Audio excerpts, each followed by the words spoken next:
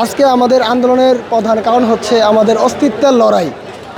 আমরা পূর্বেও এই ডিপ্লোমা ইন ইঞ্জিনিয়ারিং শিক্ষাকে কেউ যেন বাধাগ্রস্ত করতে না পারে বা যারা চক্রান্ত করছে তাদেরকে রুখে দিতে আমাদের দাবিগুলো নিয়ে পূর্বেও এখানে উপস্থিত হয়েছিলাম এবং আমাদের দাবিগুলো ঊর্ধ্বতন কর্মকর্তাদের নিকট পেশ করেছিলাম।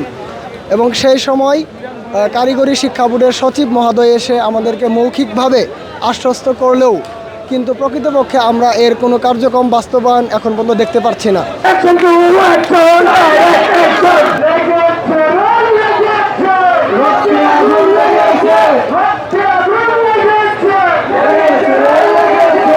বর্তমান যে অন্তর্বর্তীকালীন সরকার ইউনূস স্যার, আশা করছি তিনি আমাদের দিকে দেখবেন। তিনি কারিগরি শিক্ষা সম্পর্কে যথেষ্ট জ্ঞান রাখেন। তিনি একজন বৈশ্বিক যে তার সাথে যে সম্পর্ক, তার সারা বিশ্বের সাথে সম্পর্ক, সারা বিশ্বে আজ উন্নত কেন হচ্ছে এই কারিগরি শিক্ষার জন্যই, এই প্রযুক্তির জন্যই। এই প্রযুক্তির কারণেই কিন্তু বাংলাদেশ অনেক পিছিয়ে। তো আমাদের ইউনূস স্যার তিনি যদি যেহেতু অন্তর্বর্তী সরকার হিসেবে আমাদের দেশে আছেন, তিনি এই বিষয়টি অবশ্যই দেখবেন। ডিপ্লোমা শিক্ষার্থীরা যে 80% উন্নয়ন করতে পারে, তাহলে দেশ অটোমেটিকলি দেশ উন্নয়ন করা সম্ভব।